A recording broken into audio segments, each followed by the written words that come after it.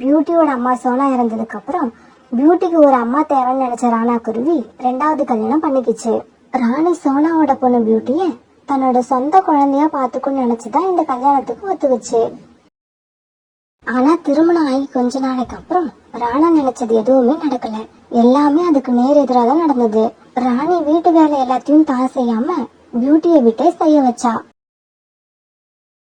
இங்க பாரு பியூட்டி, நடந்தது எதையாவது உங்க அப்பா கிட்ட சொல்லணும்னு நினைச்ச இந்த ராணி இப்ப உள்ளதை விட 10 மடங்கு கெட்டவளா மாறிடுவா. உன்னை கொன்னாலும் ஆச்சரியப்படுறதுக்கு இல்ல, தெரிஞ்சுக்க. இல்லம்மா, நான் அப்பா கிட்ட எதையும் சொல்ல மாட்டேம்மா. அப்பா வரதுக்கு முன்னாடி தினமும் எப்படி தூங்குவேனோ அதே மாதிரி இன்னைக்கும் தூங்கிடுவேம்மா. வெளியில வேலைக்கு போயிருந்த ராணா குருவி அப்பதான் வீட்டுக்குள்ள வந்தது. அப்பா வீட்டுக்குள்ள வரத பார்த்த பியூட்டி அவசர அவசரமா தன்னோட கூட்டுல படுத்து தன்னோட கண்களை முடிக்கிச்சு. ராணி, பியூட்டி தூங்கிட்டாளா? தூங்கிட்டாங்க. பசிக்குதுன்னு சாப்பாடு கேட்டா கொடுத்தேன், சாப்பிட்டுட்டு தூங்கிட்டா. 3 வேளை சாப்பிடுறது, படுத்து தூங்குறது, இதை தவிர வேற எந்த வேலையும் அவ செய்யறதே இல்ல. ராணி, பியூட்டி இப்ப ரொம்ப சின்ன குழந்தை. இன்னும் கொஞ்சம் வளர்ந்ததுக்கு அப்புறம் அவளும் வீட்டு வேலைய பார்க்க ஆரம்பிப்பா. பியூட்டி கண்ணை மூடி படுத்திருந்தாலும் இவங்க பேசுறது எல்லாத்தையும் கேட்டுக்கிட்டு தான் இருந்தது. ராணி மேல இருந்த பயத்துல அப்பா கிட்ட எதையும் சொல்லணும்னு அது நினைக்கவே இல்ல. பியூட்டியோட வாழ்க்கையில ஒவ்வொரு நாளும் இப்படியேதான் போய்கிட்டு இருந்தது. ராணா குருவி வேலைக்காக வெளியில போன உடனே ராணி குருவி வீட்டு வேலை எல்லாத்தையும் பியூட்டியவே செய்ய வச்சது. வேலையில ஒரு சின்ன தவறு நடந்தா கூட கொஞ்சம் கூட இறக்கமே இல்லாம பியூட்டியோட கண்ணத்திலேயே அரைஞ்சிடும். இந்த மாதிரி பியூட்டி ராணி குருவி கிட்ட நிறைய தடவை அற வாங்கி இருந்தது. பியூட்டி, என் முகத்துல என்ன பாலா வடியுது? என்னையே பாத்துக்கிட்டு இருக்கிற? சீக்கிரமா காட்டுக்குள்ள போய் நல்ல இனிப்பான பழங்களை எடுத்துக்கிட்டு வா. அம்மா, பழங்களை நான் போய் எடுத்துட்டு வரேன். ஆனா அது எங்க கிடைக்கும்னு எனக்கு தெரியாது. வீட்டை விட்டு வெளியில போய் 4 இடத்துல அலைஞ்சி பாரு. அப்பதான் எந்தெந்த பொருள் எங்கெங்க கிடைக்கும்னு உனக்கு தெரியும். ஆனா பழங்கள் இல்லாம மட்டும் வீட்டுக்குள்ள வந்த அதுக்கப்புறம் பறக்கிறதுக்கு உனக்கு ரெக்கையே இருக்காது. ஜாக்கிரதை. ராணி இப்படி சொன்ன உடனே பியூட்டி அவசர அவசரமா வீட்டை விட்டு வெளியே வந்து பழங்களை தேடி பறந்து போச்சு. நீண்ட நேரம் இப்படி பறந்து தேடியும் பியூட்டிக்கு பழங்கள் கிடைக்கவே இல்லை. ரொம்ப நேரம் முயற்சிக்கு அப்புறம் பியூட்டிக்கு ஒரு மரத்துக்கு அடியில கொஞ்சமா பழங்கள் கிடைச்சது. பிறகு அந்த பழங்களை எடுத்துக்கிட்டு பியூட்டி வீட்டுக்கு போலாம்னு நினைக்கிறப்ப காலுக்காக அந்த பக்கமா பறந்து வந்தது. காலுக்காகத்தோட வேலையே சிறிய பறவைங்களை மிரட்டி ஏமாத்தி அவங்க கிட்ட உள்ள பொருட்களை பிடுங்கிக்கிட்டு போறதுதான். இப்ப பியூட்டி கொஞ்சம் பழங்களை வச்சிருக்கத பார்த்த உடனே காலுக்காக சந்தோஷமாயிடுச்சு. ஏய் குருவி, பழங்களை அப்படியே வச்சுட்டு இங்க இருந்து ஓடிடு. இல்ல இந்த இடத்துலயே உன்னை கொன்னு போட்டுட்டு பழங்களை எடுத்துக்கிட்டு போயிடுவேன். பழங்களை கொடுக்கலனா நீங்க என்ன கொன்னிடுவீங்க. பழங்களை எடுக்காம வீட்டுக்கு போனா என்னோட அம்மா என்ன கொன்னிடுவாங்க. என்னோட தலையெழுத்துல இன்னைக்கு நான் சாகணும்னு இருந்தா சந்தோஷமா சாவுறேன். நீங்களே என்ன கொன்னு போட்டுடுங்க. எங்க அம்மாவோட அடிக்கு பயந்து தினம் செத்து பொழைக்கிறதுக்கு ஒரே நாள்ல செத்து போறது எவ்வளவோ மேல். இப்படி சொல்லிட்டு அழுத பியூட்டிய பார்த்த உடனே காலுக்காகத்துக்கு மனசுல இறக்கம் வந்தது. ஏய் சின்ன குருவி, நீ சொல்றத என்னால நம்ப முடியல. எந்த அம்மாவும் தாம் பொண்ணை இப்படி கொடுமைப்படுத்த மாட்டா. அவங்க என்னோட சொந்த அம்மா இல்ல, சித்தி. அவங்க வீட்டு வேலை எல்லாத்தையும் என்னதான் செய்ய சொல்லுவாங்க. அப்படி நான் செஞ்சாலும் என்னால சந்தோஷமா இருக்க முடியாது. அதுல ஏதாவது குறை கண்டுபிடிச்சு என்ன அடிச்சாதான் அவங்க நிம்மதியா இருப்பாங்க. அவங்க கிட்ட தினமும் இப்படி அடி வாங்கறதுக்கு உங்க கையாலேயே செத்து போகலாம்னு முடிவு பண்ணிட்டேன். ஆமா, உன்னோட பேர் என்ன? என் பேரு பியூட்டி. இங்க பாரு பியூட்டி, உன்கிட்ட உள்ள பழங்களை பிடுங்கிக்கிட்டு உன்னை விரட்டி விடலான்னு தான் நான் இங்க வந்தேன். ஆனா உன்னோட கதையை கேட்டதுக்கு அப்புறம் உன்னை நினைச்சா எனக்கே பாவமா இருக்கு. இங்க பாரு, நீ விருப்பப்பட்டா என் கூட என்னோட வீட்டுக்கு வரலாம். என் மனைவி உன்னை பாசமா பாத்துப்பா. எங்க வீட்டுக்கு நீ வந்தீன்னா ரொம்ப சந்தோஷமா ஃபீல் பண்ணுவ. நான் உங்க வீட்டுக்கு வரேன். ஏன்னா என்னோட சித்தி கிட்ட போகாம வேற யாரு கிட்ட போனாலும் நான் சந்தோஷமா தான் இருப்பேன். இப்படி சொன்ன பியூட்டி பிறகு காலுக்காகத்தோட பறந்து போச்சு. கோரி, கோரி, எங்க போயிட்ட? சீக்கிரம் வந்து இங்க பாரு, நான் உனக்காக என்ன கொண்டு வந்திருக்கேன்னு. காலுக்காக இப்படி கூப்பிட்ட உடனே பக்கத்து ரூம்ல இருந்த கோரிக்காக வந்தது. காலேஜி, யார் இந்த சின்ன குருவி? பாக்கிறதுக்கு ரொம்ப அழகா இருக்கா. ஆமா, இந்த குருவியை கிட்னாப் பண்ணி கொண்டு வந்தீங்களா? அப்படி கிட்னாப் பண்ணி கொண்டு வந்திருந்தா ஒழுங்கா கொண்டு போய் அவங்க அம்மா அப்பா கிட்ட இதை சேர்த்துட்டு வந்துடுங்க. கோரி, நான் கிட்னாப் பண்ணி எல்லாம் கொண்டு வரல. இந்த குருவி பேர் பியூட்டி. பியூட்டியா இஷ்டப்பட்டு தான் என் கூட வந்தது. ஆண்டி, என்னோட சித்தி என்ன ரொம்ப கொடுமைப்படுத்துனாங்க. தினமும் அடிப்பாங்க. அவங்க கிட்ட இருந்து எப்படி தப்பிக்கிறதுன்னு தெரியாம தவிச்சுக்கிட்டு இருந்தேன். அப்பதான் காட்டுக்குள்ள காலங்களை பார்த்தேன். எங்க வீட்டுக்கு வரியான்னு கேட்டாங்க. சரின்னு சொல்லி அவங்க கூடவே வந்துட்டேன்.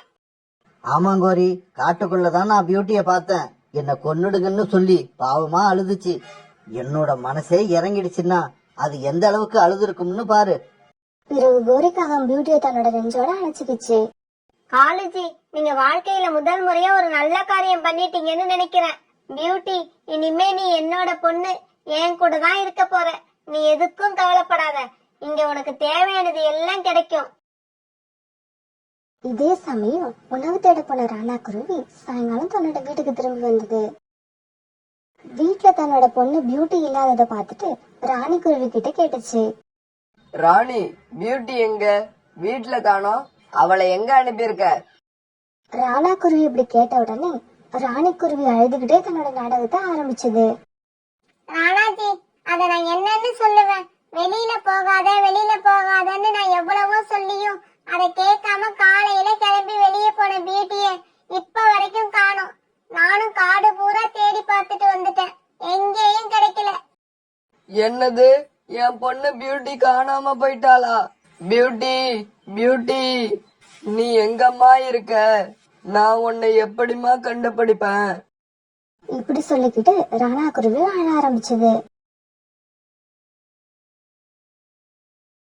இப்படியே சில நாட்கள் நகர்ந்துச்சு. பியூட்டி அந்த காகங்களோட வீட்டுல ரொம்பவும் சந்தோஷமா தன்னோட வாழ்க்கையை நடத்திக்கிட்டு இருந்தது. தன்னோட வாழ்க்கையில அனுபவிச்சுக்கிட்டு இருந்த கஷ்டம் எல்லாத்தையும் இப்ப அது மறந்து இருந்தது. கோரிக்காகம் பியூட்டிக்கு தேடி தேடி நல்ல உணவுகளா கொடுத்தது. பியூட்டிய தன்னோட அழைச்சுக்கிட்டு போய் நிறைய காடுகளை சுத்தி காமிச்சது. பியூட்டிய கோரிக்காகம் எப்பவுமே சந்தோஷமா வச்சிருந்தது. ஒரு நாள் ராணி குருவி பக்கத்து காட்டுல இருந்த தன்னோட அம்மா வீட்டுக்கு பறந்து போய்கிட்டு இருந்தது. போக வேண்டிய தூரத்துல பாதி தூரம் போனதுக்கு அப்புறம் திடீர்னு காத்து ரொம்ப பலமா வீச ஆரம்பிச்சது. இப்படி ரொம்பவும் பலமா வீசின காத்துல பறக்க முடியாத ராணி குருவி ஒரு மரத்துக்கடியில உட்கார்ந்தது. இந்த காத்து இன்னும் 1/2 மணி நேரம் கழிச்சு வீசியிருந்தா அதுக்குள்ள நான் எங்க அம்மா வீட்டுக்கு போய் சேர்ந்திருப்பேன். ராணி குருவி இப்படி மனசுக்குள்ள நினைச்சிட்டு உட்கார்ந்து இருக்கும் போது மரக்கிளை ஒண்ணு முறிஞ்சுக்கிட்டு ராணி மேல வந்து விழுந்தது. மரக்கிளைக்கு அடியில மாட்டிக்கிட்ட ராணி குருவி தன்னை காப்பாற்ற சொல்லி குரல் கொடுத்தது. என்னை காப்பாத்துங்க, யாராவது வந்து என்னை காப்பாத்துங்க. ஐயோ, வலி ரொம்ப அதிகமா இருக்கே. என்னை யாராவது வந்து காப்பாத்துங்க. காலுக்காகத்தோட வீடு ராணி குருவி விழுந்து கிடந்த இடத்துக்கு பக்கத்துலதான் இருந்தது. ராணி குருவி இப்படி கத்துனது வீட்டுல இருந்த பியூட்டிக்கும் கோரிக்காகத்துக்கும் நல்லா கேட்டுச்சு. அம்மா, யாரோ கத்துற சத்தம் கேக்குது. இந்த குரலை இதுக்கு முன்னாடி நான் அடிக்கடி கேட்டிருக்கேன். எனக்கு ரொம்ப தெரிஞ்சவங்களோட குரல் தான் இது. காத்து இவ்வளவு பலமா வீசுதுல்ல, அதனால யாராவது ஆபத்துல மாட்டி இருப்பாங்க. அவங்களோட குரல் தான் இது. இந்த குரலை கேட்டு அவங்களுக்கு உதவி செய்ய நாம போனா நாமளும் ஆபத்துல மாட்டிக்க வேண்டி வரும்.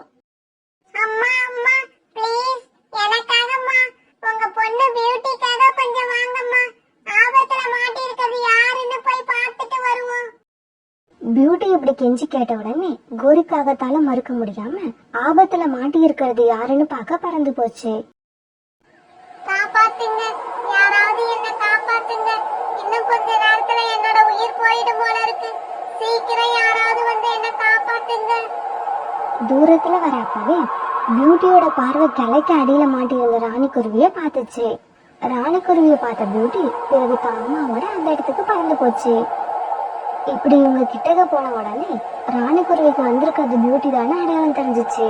பியூட்டி இவ்வளவு நாள் உயிரோட இருக்குன்னு அவன் நினைச்சு கூட பார்க்கல. நீ பியூட்டி தானே? நீ இன்னும் உயிரோட தான் இருக்கியா? நான் உயிரோட தான் சித்தி இருக்கேன். நான் உயிரோட சந்தோஷமா வாழணும், அதை நீங்க பார்க்கணும். அதுக்காக தான் கடவுள் என்ன உயிரோட வச்சிருக்காரு. எனக்கு இப்படி ஒரு அருமையான அம்மாவையும் கொடுத்திருக்காரு. அவங்க 2 பேரும் இப்படி பேசிக்கிறத வச்சு பியூட்டியோட சித்தி தான் அந்த குருவின்னு கோரிக்காக கண்டுபிடிச்சிருச்சு. பியூட்டி, உன்னை வீட்டை விட்டு விரட்டின சித்தி இவதானா? ஆமா அம்மா, இதுதான் என்னோட சித்தி. சரி, அப்புறம் ஏன் இங்க நின்னுகிட்டு இருக்க? வா, நாம வீட்டுக்கு போவோம். அம்மா, சித்தியை இப்படியே விட்டுட்டு வர எனக்கு மனசு இல்ல. ஓஹோ, இப்படியே விட்டுட்டு வர முடியலன்னா தலையில ஒரு கல்லை எடுத்து போட்டு கொன்னுட்டு வந்துரு. உன்னை குழந்தைன்னு கூட பார்க்காம அந்த அளவுக்கு கொடுமைப்படுத்தினவளுக்கு அதுதான் சரியான தண்டனையா இருக்கும். பியூட்டி, நான் செஞ்சதெல்லாம் தப்புன்னு இப்ப நான் நல்லா உணர்ந்துட்டேன். என்ன தயவு செய்து மன்னிச்சிடு. என்னை இப்படியே விட்டுட்டு போயிடாத. எனக்கு வலி உயிர் போகுது. தயவு செய்து இந்த மரத்தை தூக்கி என்னை காப்பாத்திடு. அம்மா, தயவு செய்து என் கூட சேர்ந்து நீங்களும் கொஞ்சம் உதவி பண்ணுங்க. இந்த மரக்கலையை தூக்கி இவங்களை காப்பாத்துவோம். இவங்களை நான் தெரிஞ்சோ தெரியாமலோ கொஞ்ச நாள் அம்மான்னு கூப்பிட்டுட்டேன். அதுக்காகவாவது நான் இவங்களை காப்பாத்தியே ஆகணும். பிறகு கோரிக்காகவும் பியூட்டியும் சேர்ந்து அந்த கிளைகளை தூக்கி போட்டு ராணிக்குருவியை காப்பாத்துனாங்க. இப்ப காத்து வீசுறதும் நின்னு போயிருந்தது. பியூட்டி, தயவு செய்து என் கூட வீட்டுக்கு வந்துரு.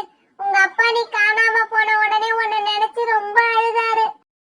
நான் கூட தாமா அழுதேன். வீட்டை விட்டு இங்க வந்த உடனே அப்பாவோட நினைப்பு எனக்கு அடிக்கடி வந்து அழுதுகிட்டே இருப்பேன். அப்ப கூட நான் வீட்டுக்கு திரும்பி வரல. ஏன்னா அதுக்கு காரணம் உங்க மேல அந்த பயம்தான். ராணி, சில தவறுகளை பிற்காலத்துல சரி பண்ணிக்கலாம். சில தவறுகளை எப்பவுமே சரி பண்ண முடியாது. நீ செஞ்சது சரி பண்ண முடியாத தவறு. உன் மேல நம்பிக்கை வச்சு இன்னொரு முறை பியூட்டியை உங்க வீட்டுக்கு என்னால அனுப்ப முடியாது. பியூட்டி, கிளம்பு, நம்ம வீட்டுக்கு போகலாம்.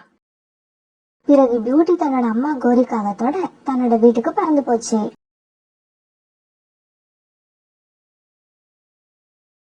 மேற்கு தொடர்ச்சி மலைக்கு பக்கத்துல இருந்து அடர்ந்த காடு அது. அந்த காட்டுல ஒரு பெரிய காலேஜ் இருந்தது. அந்த காட்டுல இருந்த எல்லா பறவைகளும் அந்த காலேஜ்ல தான் தங்களுடைய குழந்தைங்களை படிக்க வச்சாங்க. ஒரு நாள் தங்களுடைய குழந்தைங்களுக்கு ஃபீஸ் கட்டுறதுக்காக கோரிக்காகவும் ரீட்டாக்குலயும் அங்க போயிருந்தாங்க. ரீட்டா, அங்க பாரு, அங்க ஒரு பையன் கூட பேசிக்கிட்டு இருக்கிறது நம்ம சோனா குருவியோட பொண்ணு பியூட்டி தானே? ஆமா கோரி, அது நம்ம பியூட்டி தான். உனக்கு அவளை கூட அடையாளம் தெரியல? ரீட்டா, அவ பியூட்டி தான் எனக்கும் தெரியும். ஆனா பியூட்டியோட அம்மா சோனா குழந்தைங்களை அப்படி வளர்க்கணும் இப்படி வளர்க்கணும்னு நமக்கு எப்படி எல்லாம் பாடம் எடுப்பா. ஆனா பாரு, சோனாவோட பொண்ணு இங்க ஏதோ ஒரு பையன்கிட்ட கல்ல போட்டுக்கிட்டு நிக்கிறா. கோரி, நீ ஏன் இப்படி பேசுற? கூட படிக்கிற பையனா இருக்கும். இதையெல்லாம் தப்பா எடுத்துக்கலாமா? ரீட்டா, எடுத்துக்க மாட்டீங்க. சோனா பொண்ணு பேசினா தப்பா எடுத்துக்க மாட்டீங்க. ஆனா என் பொண்ணு பேசினா அதை ஒரு பெரிய விஷயமாக்குவீங்க. ஐயோ கோரி, கூட படிக்கிற பசங்க கிட்ட யாரு பேசினாலும் அது தப்பே இல்ல. பீஸ் கட்டியாச்சுல்ல, வா கிளம்புவோம். ஏன் இங்க நின்னுகிட்டு வெட்டி கதை பேசிக்கிட்டு இருக்க? இப்படி சொன்ன ரீட்டா பிறகு கோரிக்காகத்தை அழைச்சுக்கிட்டு அங்கிருந்து பறந்து போயிடுச்சு. வீட்டுக்கு போன கோரிக்காகத்துக்கு வீட்டுல உட்கார முடியல. சோனா குருவிய நோஸ் கட் பண்றதுக்கு நல்ல சந்தர்ப்பம் கிடைச்சிருக்கு. இத நாம மிஸ் பண்ணவே கூடாது. சோனா, உன் பொண்ணு பியூட்டிய இனிமே காலேஜுக்கு அனுப்ப வேண்டாம். அவளை காலேஜை விட்டு நிறுத்து. என்ன கோரியக்கா, ஏன் இப்படி சொல்றீங்க? கூட படிக்கிற பசங்க கிட்ட உன் பொண்ணு ரொம்ப ஓவரா பேசிக்கிட்டு இருக்கா. இதெல்லாம் சரிப்பட்டு வரும்னு எனக்கு தோணல. கோரியக்கா, நான் என் பொண்ணுக்கு நல்லது கெட்டது எல்லாம் சொல்லி கொடுத்துதான் வளர்த்துருக்கேன். அப்ப நாங்க மட்டும் எங்க பொண்ணுக்கு கெட்டதை மட்டும் தான் சொல்லி கொடுத்து வளர்க்குறோமா? இங்க பாரு, என் பேச்ச நீ இப்ப கேக்கல, ஒரு நாள் இல்ல ஒரு நாள் யாரையாவது இழுத்துக்கிட்டு உன் பொண்ணு ஓடதான் போறா. கோரியக்கா, நீங்களும் ஒரு பொண்ணு வச்சிருக்கீங்க. ஏன் என் பொண்ணு இப்படி பேசுறீங்க? நீங்க நினைக்கிற மாதிரி ஒரு காரியத்தை பியூட்டி ஒரு நாளும் செய்ய மாட்டா. சோனா, ஒரு நாள் இல்ல ஒரு நாள் நான் சொன்னது நடக்கும். அப்ப நினைச்சு பாப்ப கோரியக்கா அன்னைக்கே சொன்னாங்களேன்னு. இப்படி சொல்லிட்டு கோரிக்காக அங்க இருந்து பறந்து போயிடுச்சு. அன்னைக்கு சாயங்காலம் ஆச்சு. காலேஜை விட்டு எல்லா பறவைங்களும் தங்களுடைய வீடுகளுக்கு போயிட்டாங்க. பிளாக்கி, சீக்கிரம் கிளம்பு. ஏன் இன்னும் இங்க நின்னுகிட்டு இருக்க? பியூட்டி, என்னோட ஃப்ரெண்டு ஒருத்தன் ஏதோ பேசணும்னு காபி ஷாப்க்கு வர சொல்லிருக்கான். வா, காபி ஷாப்க்கு போய் ஒரு காபி குடிச்சிட்டு அப்படியே வீட்டுக்கு போயிடலாம். பிளாக்கி, நான் வரல. நீ காபி சாப்பிட்டுட்டு வீட்டுக்கு வா. நான் இப்பவே கிளம்புறேன். பியூட்டி இப்படி சொன்னதும் பிளாக்கி பியூட்டியோட சாதத்தை தூக்கிட்டு காபி ஷாப் நோக்கி பறந்து போச்சு. பிளாக்கி, நில்லு, நான் சொல்றதை கேளு. ஆனா பிளாக்கி நிக்கவே இல்ல, பறந்து போய்கிட்டே இருந்தா. பிறகு வேற வழி இல்லாத பியூட்டியும் பிளாக்கி பின்னாடியே பறந்து போச்சு. இப்படி போன பிளாக்கி ஒரு காபி ஷாப்புக்கு போச்சு. பியூட்டி, ஏன் அங்க உட்கார்ந்துட்ட? இங்க எங்க கூட வந்து உட்காரு. இல்ல இல்ல, நான் இங்கேயே உட்கார்ந்து காபி சாப்பிடுறேன். பிளாக்கியும் பிளாக்கியோட பாய் ஃப்ரெண்டும் பேசிக்கிட்டே காபி சாப்பிட்டாங்க. பிறகு காபி சாப்பிட்டு முடிச்சாலும் பிளாக்கியும் பியூட்டியும் தங்களோட வீடுகளுக்கு பறந்து போனாங்க. பிளாக்கி, காலேஜ் விட்ட உடனே வீட்டுக்கு வராம இவ்வளவு நேரம் என்ன பண்ணிக்கிட்டு இருந்த? கோரிக்காக இப்படி கேட்டதும் பிளாக்கிக்கு ரொம்ப பயமாயிடுச்சு. அம்மா, அந்த பியூட்டி இருக்கால, அவ மார்க்கெட்டுக்கு போய் ஏதோ பொருட்கள் வாங்கணும்னு சொன்னா. அவ கூட மார்க்கெட்டுக்கு போயிட்டு வந்ததுல லேட் ஆயிடுச்சு. பிளாக்கி, நான் உன்கிட்ட எத்தனை தடவை சொல்றது அந்த பியூட்டி கூட அதிகமா பழக்கம் வச்சுக்காதன்னு. ஆனா நீ நான் சொல்றத காதுல வாங்கறதே இல்ல. இதுக்கப்புறம் உன்னை நான் அந்த பியூட்டி கூட பார்த்தேன், அவ்வளவுதான். பியூட்டி கூட சேர்ந்து வந்ததுக்காக இந்த மாதிரி பிளாக்கிய கோரிக்காக ரொம்பவும் கோவமா திட்டுச்சு. மறுநாள் பொழுது விடிஞ்சிச்சு. மறுநாள் காலையில இந்த விஷயம் எதுவும் தெரியாத பியூட்டி பிளாக்கிய கூப்பிடறதுக்காக அவங்க வீட்டுக்கு வந்தது. கோரி ஆண்டி, பிளாக்கிய கூப்பிடுங்க. பியூட்டி, நீ என்ன காலேஜுக்கு போறியா இல்ல ஏதாவது சினிமாவுக்கு போறியா? இவ்வளவு மேக்கப்போட வந்திருக்க? ஆண்டி, எனக்கு மேக்கப் போடுற பழக்கமே கிடையாது. அப்புறம் பிளாக்கிய சீக்கிரம் கூப்பிடுங்க, காலேஜுக்கு டைம் ஆகுது. இங்க பாரு பியூட்டி, நாளையில இருந்து நீங்க வந்து பிளாக்கிய அழைச்சிக்கிட்டு போக வேணாம். பிளாக்கிக்கு காலேஜுக்கு போக வழி தெரியும், அவ தனியாவே வந்துருவா. கோரிக்காக இப்படி சொன்னதுக்கு பியூட்டி எந்த பதிலும் சொல்லல. பிறகு பிளாக்கியும் பியூட்டியும் தங்களுடைய காலேஜுக்கு பறந்து போனாங்க. ஒரு நாள் மார்க்கெட்டுக்கு போயிருந்த கோரிக்காகவும் அங்க வந்திருந்த ராணிபுராவை பார்த்துட்டு இப்படி பேச ஆரம்பிச்சது. ராணி, சோனா குருவியோட பொண்ணு பியூட்டிய பாத்தியா? இந்த வயசுல ஓவரா மேக்கப் போட்டுக்கிட்டு ஊர் சுத்துறா. சோனாவும் அத கொஞ்சம் கூட கண்டுக்கவே மாட்டேங்குது. அப்படியா? எனக்கு ஒண்ணும் அந்த மாதிரி தெரியல. பியூட்டி சாதாரணமாவே நல்ல கலரு, அதனால நீங்க இப்படி சொல்றீங்கன்னு நினைக்கிறேன். ஐயோ ராணி, உனக்கு ஒண்ணுமே தெரியல. பியூட்டியோட பழக்க வழக்கம் சரியில்லை. நிறைய ஆண் பறவைகள் கூட பேசிக்கிட்டு இருக்கு. இதனாலயே நான் என் பொண்ணு பிளாக்கிய பியூட்டி கூட சேர வேண்டாம்னு சொல்லிட்டேன். ஏன்னா அவ கூட சேர்ந்து என் பொண்ணும் கெட்டு போயிடக்கூடாது பாரு. இவங்க இப்படி பேசிக்கிட்டது எல்லாம் பக்கத்து கடையில நின்றுட்டு இருந்த சோனா குருவியும் காதுல வாங்கிடுச்சு. கோரி அக்கா, உங்களுக்கு உங்க பொண்ணு எப்படியோ அதே மாதிரிதான் எனக்கு என் பொண்ணு. எதுக்கு என் பொண்ணை பத்தி இப்படி அபாண்டமா பேசுறீங்க? இங்க பாரு சோனா, நான் சொல்றதெல்லாம் உன்னோட நல்லதுக்கு தான். பேசாம ஒன்ன மாதிரியே ஒரு ஏழை குடும்பமா பார்த்து பியூட்டிய யார் கையிலயாவது பிடிச்சு கொடுத்துரு. இப்படி நீ மட்டும் செய்யலன்னு வச்சுக்க, என்னைக்கு இருந்தாலும் ஒரு நாள் இந்த காட்டுல உள்ள எல்லா பறவைகளையும் அவமானப்படுத்துற மாதிரி ஒரு காரியத்தை உன் பொண்ணு செஞ்சுட்டு வந்து நிக்க போறா. ஏன் உங்க பொண்ணு பிளாக்கிக்கும் பியூட்டி வயசு தான் ஆகுது. அவளுக்கு நீங்க ஒரு மாப்பிள்ளைய பார்த்து கல்யாணம் பண்ணி வைப்பீங்களா? சோனா, என் பொண்ணுக்கு கல்யாணம் பண்ணி வைக்க அம்மா, அப்பா, தாத்தா, பாட்டி, மாமா, அத்தை இப்படி நிறைய பேர் இருக்காங்க. ஆனா உன்னோட பொண்ணுக்கு யார் கல்யாணம் பண்ணி வைப்பா? உன்னை விட்டா வேற ஆளே இல்ல. அதனாலதான் அவசரப்பட்டு எங்க அவளா கல்யாணம் பண்ணிக்கிட்டு எங்களை தலைக்குடிய வச்சிருவாளோன்னு எனக்கு பயமா இருக்கு. இப்படி சொல்லிட்டு கோரிக்காகவும் ராணிபுராவும் அங்கிருந்து பறந்து போக சோனா மட்டும் நின்னு கொஞ்ச நேரம் அழுதுகிட்டே இருந்தது. அன்னைக்கு சாயங்காலம் வீட்டுக்கு வந்த பியூட்டி அம்மாவை பார்த்து இப்படி கேட்டது. அம்மா, என்னம்மா உங்க முகம் ரொம்ப வாட்டமா இருக்கு, ஏன் என்னாச்சு? அதெல்லாம் ஒண்ணும் இல்ல பேட்டி. இப்ப கடைசியா எழுதின டெஸ்ட்ல உன்னோட மார்க் எல்லாம் எப்படி இருக்கு? அம்மா, வழக்கம் போல நான் தான் காலேஜ் ஃபர்ஸ்ட். ஆமா, இந்த வருஷத்தோட உனக்கு காலேஜ் முடியுது. அடுத்து என்ன பண்ண போற? என்னம்மா இது கேள்வி? நான் மேல படிக்க போறேன். நிறைய படிச்சுட்டு ஒரு நல்ல வேலைக்கு போய் உன்னை ராணி மாதிரி வீட்டுல உட்கார வச்சு அழகு பாப்பேன். ஆனா கோரிக்காவும் பாக்குற பறவைகள் எல்லார்கிட்டையும் சோனா பொண்ணு பியூட்டிய பத்தி குறை சொல்லிக்கிட்டே இருந்தது. இப்படியே சில நாட்கள் நகர்ந்துச்சு. இப்பெல்லாம் பியூட்டியும் பிளாக்கியும் காலேஜை விட்ட உடனே தனித்தனியா வீட்டுக்கு போக ஆரம்பிச்சிருந்தாங்க. பிளாக்கி இப்பவும் தன்னோட பாய் ஃப்ரெண்டு கூட காபி ஷாப் போறதை நிறுத்தவே இல்ல. ஆரம்பத்துல காபி ஷாப்ல மட்டும் பார்த்து பேசிக்கிட்டே இவங்க அதுக்கப்புறம் கொஞ்சம் கொஞ்சமா நிறைய இடங்கள்ல பார்த்து பேச ஆரம்பிச்சாங்க. கடுவா, நான் உங்களை தவிர வேற யாரையும் கல்யாணம் பண்ணிக்க மாட்டேன். சீக்கிரமா ஏதாவது ஏற்பாடு பண்ணுங்க, இல்லன்னா எங்க அம்மா வேற யாருக்காவது என்ன கல்யாணம் பண்ணி வச்சிருவாங்க. பிளாக்கி, உனக்கே தெரியும் எனக்கு இன்னும் வேலை கிடைக்கல.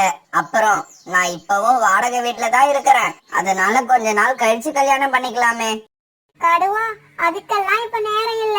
நம்ம கல்யாணம் பண்ணிக்கிட்டு தூரமா உள்ள காட்டுக்கு போயிடுவோம். அங்க போய் ஏதாவது வேலை தேடிப்போம்.